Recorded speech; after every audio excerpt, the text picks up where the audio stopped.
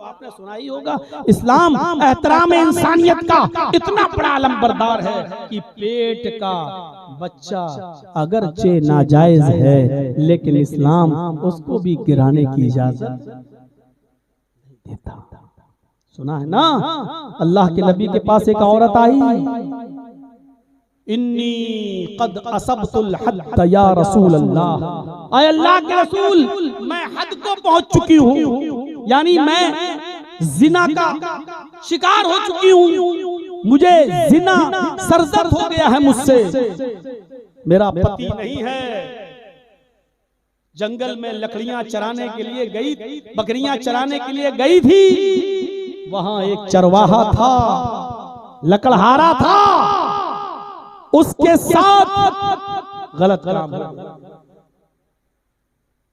आपने फरमाया जाओ, जब तुम खुद अपने जुर्म को कबूल कर रही हो तो 4 गवाह की जरूरत नहीं, जाओ इसको संसार कर दो। कुछ चीजें आपने उससे पूछी हैं जो मैं यहाँ बयान नहीं कर सकता। आपने उससे कहा क्या हकीकी जिना हुआ है? उसने कहा जी। क्या तुम होशो हवास में बोल रही हो? उसने कहा जी। आपने ये भी कहा सहाबा से इसको चेक करो कहीं इसके मुंह से शराब की बू तो नहीं आ रही है, यानी नशे में तो नहीं बोल रही है? कहा नहीं।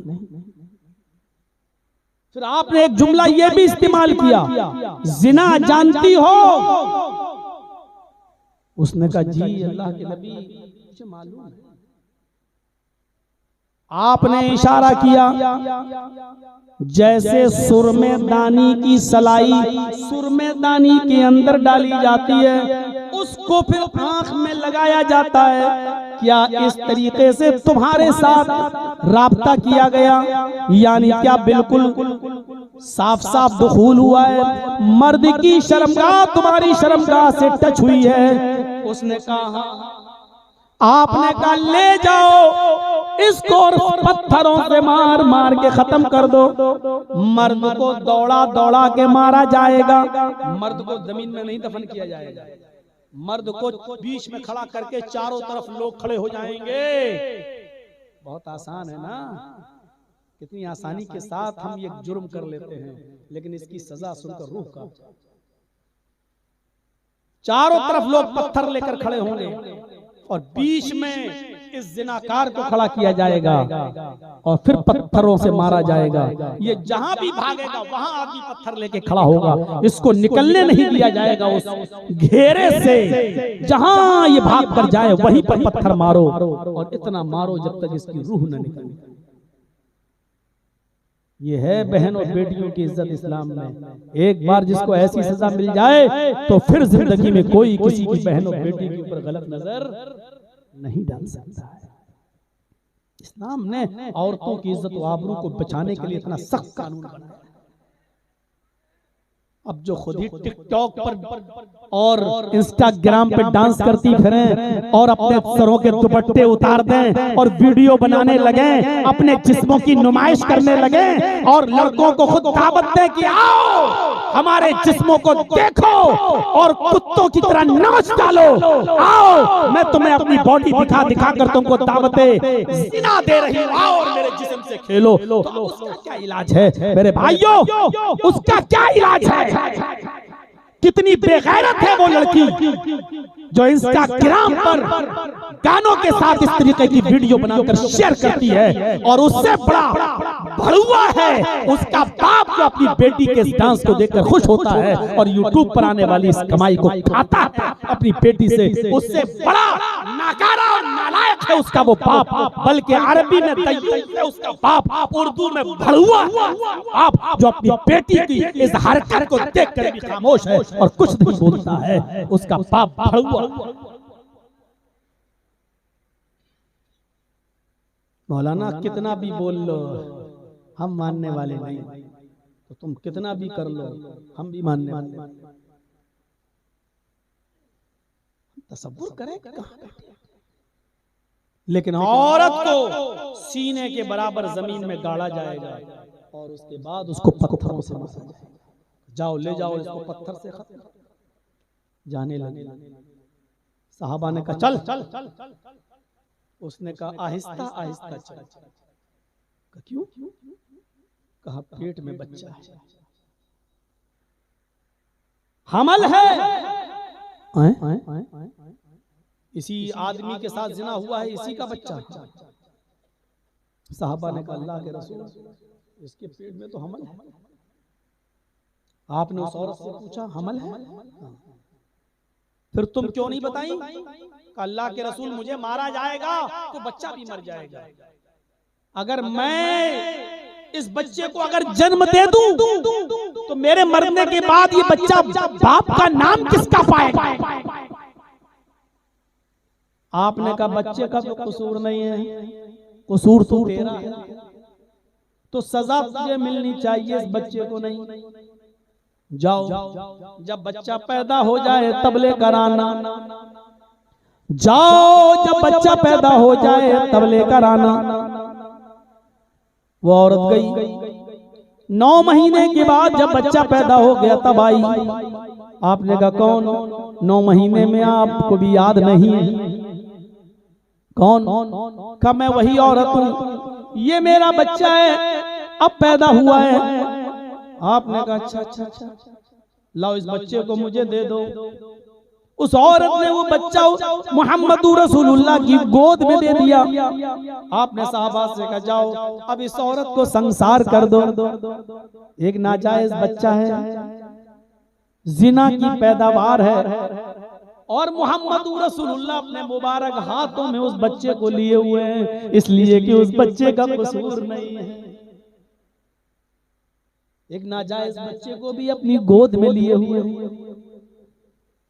जब वो औरत जाने लगी, पीछे मुड़ के कहती है अल्लाह के रसूल, हर मरने वाले से आखिरी ख्वाहिश पूछी जाती है, क्या मैं इस बच्चे को आखिरी मर्तबा अपना दूध पिला सकती हूँ? मुहम्मदुर रसूलुल्लाह ने इजाजत दे दी। उसने बच्चा लिया, चेहरा घुमाया, अपनी पिस्तान से लगा लिया और बच्चा खुद से जब दूध छोड़ दिया तो उसने नबी को दे दिया, लीजिए। बच्चा हंसने लगा, लेकिन उस बच्चे के मुंह में दूध लगा हुआ था। औरत जाने लगी, अल्लाह के नबी उस बच्चे के मुंह में लगा हुआ दूध देखते हैं, उस औरत को देखते हैं जो मरने के लिए जा रही है। उस बच्चे फिर दूध देखते हैं, फिर उस औरत की तरफ देखते हैं, आवाज देते हैं इस बच्चे की माँ इधर आ। मोहम्मद इतना बड़ा जालिम नहीं हो सकता, ये बच्चे का दूध तेरी पिस्तान में मौजूद है और अभी माँ के दूध के अलावा कोई दूसरा दूध इसको सूट भी नहीं करेगा, फायदा भी नहीं देगा। अभी इस बच्चे की ग़िज़ा तेरी पिस्तान में, ये बच्चा पकड़, इस बच्चे को अपने घर ले जा और जब तक ये बच्चा तेरा दूध पीता रहेगा तुझे सजा नहीं दी जाएगी। अब तुझे सजा तब दी जाएगी जब ये बच्चा दूध पीना छोड़ दे, रोटी खाने लगे, तब मैं तुझे सजा दूंगा। जा। एक मुजरिमा औरत है, जुर्म किया है और अपने जुर्म को एक्सेप्ट भी कर रही है और इस गुनाह से जल्दी पाक भी होना चाहती है, मरने के लिए भी बेचैन है। पता नहीं मुझे अगर ऐसे मौत आ गई तो जहन्नम में जलूंगी, अगर मैंने इस दुनिया में इस्लामी सजा पाली तो अल्लाह मुझे जहन्नम से नजात दे देगा, क्योंकि मैंने इस दुनिया में इस जुर्म की सजा हासिल कर ली है। वो अपने बच्चे की मोहब्बत को भी कुर्बान कर रही है, लेकिन नबी अकरम कह रहे हैं कि नहीं, जब तक ये बच्चा दूध न छोड़ दे और रोटी न खाने लगे तब तक तुझे सजा न दी जाएगी। वो औरत उस बच्चे को लेके चली गई और उनके बच्चे 1.5 साल 2 साल में दूध छोड़ते हैं। इस औरत ने जल्दी रोटी खाना सिखा दिया और 1 साल में ही बच्चा रोटी खाने लगा। ये लेके आई, अल्लाह के नबी देखिए, अब मत कहिएगा इस बच्चे ने रोटी खाना शुरू कर दी है, मैंने दूध छुड़वा दिया है। आपने फरमाया ठीक है, उस बच्चे को अपनी गोद में लिया और फरमाया सहाबा अब मेरे पास भी गुंजाइश नहीं है, अल्लाह की किताब में भी गुंजाइश नहीं है, हैं। अगर होती तो मैं इस औरत को और मोहलत दे देता, लेकिन अब कोई गुंजाइश नहीं है। बच्चा पैदा भी हो गया, बच्चा रोटी भी खाने लगा और ये औरत पाक होने के लिए तड़प रही है, अपने गुनाह की सजा पाने के लिए बेचैन है। जाओ इसको ले जाओ और संसार कर दो।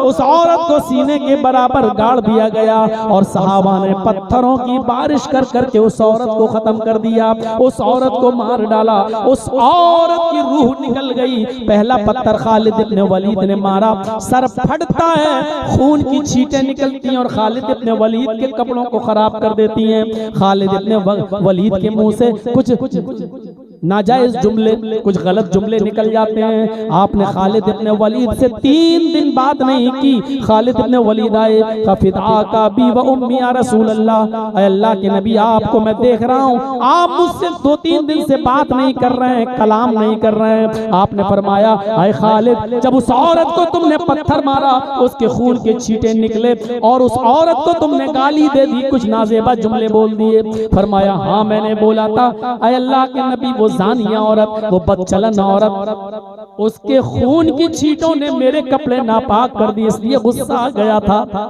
फरमाया, खालिद फिर तुम उस औरत को जानिया कह रहे हो? अरे उससे तो जिंदगी में एक बार जिना का सुदूर हुआ, वो आदतन जानिया नहीं थी, वो बदचलन नहीं थी, उसने अपनी जिंदगी में इससे पहले कभी जुर्म नहीं किया था, उसका पति नहीं था, वो जंगल में गई और अपने आप पर कंट्रोल न कर सकी और किसी चरवाहे के साथ जंगल के दामन में उसने जुर्म कर लिया। लेकिन उसने फिर एहसास किया, उसको फील हुआ कि मैंने गलत काम किया है। वो अल्लाह के दरबार में सच्ची तौबा करने आ गई, मेरे दरबार में आई, मैंने उसको संसार का हुक्म दिया। उस औरत ने पत्थरों से पिट कर अपनी जान दे दी, वो अपने आप को पाक कर ली और तुम उसको जानिया कहते हो, बदचलन कहते हो। ऐ खालिद, तुम्हें नहीं मालूम उस औरत ने अपनी जान देकर कितनी सच्ची तौबा की है, कैसी पाक हो गई है। उस औरत ने ऐसी सच्ची तौबा की है कि उस एक औरत की तौबा को इस मदीने के 70 गुनाहगारों पर, और वो गुनाहगार भी इतने बड़े जो जहन्नम में जाने के लायक हो, यानी 70 जहन्नमी जिनको जहन्नम में जाने की सजा हो, अगर उस एक औरत की तौबा को इस मदीने के 70 गुनाहगार जहन्नमियों पर डाल दिया जाए तो इस एक औरत की तौबा से उन 70 की बख्शिश हो जाए, वो 70 की 70 भी जन्नती बन जाएं। उसने तो ऐसी सच्ची तौबा की है, उसने तो ऐसी सच्ची पाकी हासिल की है। ऐ खालिद, आज के बाद आइंदा कभी इस औरत को जानिया और बदचलन मत कर। पूरा वाकया बताने का मकसद यह है कि इस्लाम माँ के पेट से पैदा होने वाले बच्चे की भी गिराने की इजाजत नहीं देता है, उसको भी माँ के पेट में मारने की इजाजत नहीं देता है, चाहे वो जिना ही की पैदावार हो। एक लड़का लड़की गलत काम हो गया, हमल ठहर गया, अब मुंह मेरा काला ना हो जाए समाज में, सोसाइटी में, इसलिए वो डॉक्टर और लेडी डॉक्टरों के पास जाकर अपने पेट के बच्चे को गिरा देते हैं। ये और बड़ा जुर्म करते हैं। जिना तो जुर्म हुआ ही हुआ, लेकिन उस बच्चे को गिरा कर उसका कत्ल भी कर देते हैं, जो जिना से बड़ा जुर्म है। मेरे प्यारे साथियों, गौर कीजिए, इस्लाम तो उस नाजायज और हराम बच्चे को भी, उस गलत बच्चे को भी इस दुनिया में गिराने की इजाजत नहीं देता है। इस्लाम कहता है बच्चा अगरचे नाजायज है, लेकिन बच्चे का कसूर नहीं है, वो दुनिया में बाप का नाम नहीं पाएगा तो क्या हुआ, उसका अल्लाह तो है, उसका रब तो है। इस दुनिया में आने के बाद उसको भी नमाज पढ़ने का हक है, उसको भी रोजा रखने का हक है, उसको भी अल्लाह की इबादत करने का हक है। इस्लाम मोहम्मद रसूलुल्लाह का दीन उस नाजायज बच्चे को भी मस्जिद में आने की इजाजत देता है, उस बच्चे को भी नमाज पढ़ने की इजाजत देता है, उस बच्चे को भी रोजा रखने की इजाजत देता है। और ये कहता है ये बच्चा जब बड़ा हो जाए तो समाज के लोग अपनी बेटी की शादी बच्चे के साथ कर दें तो कोई गुनाह नहीं है, इसलिए कि ये बच्चा तो अगरचे नाजायज है, लेकिन इस बच्चे का कसूर अपनी पैदाइश में कुछ नहीं है, इसलिए बच्चा बेकसूर है। अगरचे बाप का नाम नहीं पाएगा। अब इस बच्चे का दुनिया में अल्लाह है, अगरचे माँ है, लेकिन माँ मर चुकी है, अब माँ भी नहीं। इस बच्चे का इस दुनिया में अब अल्लाह है, लेकिन नमाज पढ़ने का हक है, रोजा रखने का हक है, ज़कात देने का हक है, तौबा करने का हक है, हज करने का हक है, और इस बच्चे को भी इबादत करके जन्नत में जाने का हक है। इस्लाम उस नाजायज बच्चे को भी गिराने की इजाजत नहीं देता, उसको भी मारने की इजाजत नहीं देता।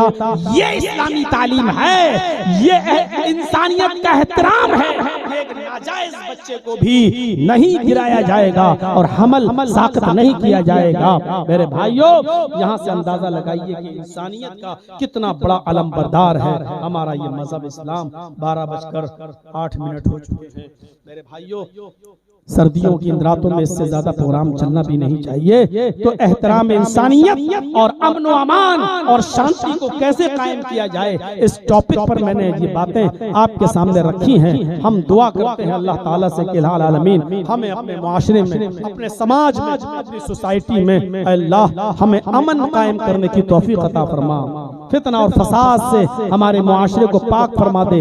हमें झगड़े और लड़ाइयों से रोकने के लिए थोड़ा सा झुकने की अल्लाह हमें तौफीक अता फरमा। जरा नम हो तो ये मिट्टी बड़ी जरखे से साकी, अगर हमारी नरमी से अगर फसाद रुक जाए तो इसमें कोई बुराई नहीं। अल्लाह जब तक तू हमें जिंदा रख, इस्लाम पे जिंदा रखना, और जब हमारा खात्मा हो तो ईमान पर हमारा खात्मा फरमाना। वमा अलैना इल्लल बलागुल मुबीन व आखिरु दावाना अनिल हम्दुलिल्लाहि रब्बिल आलमीन।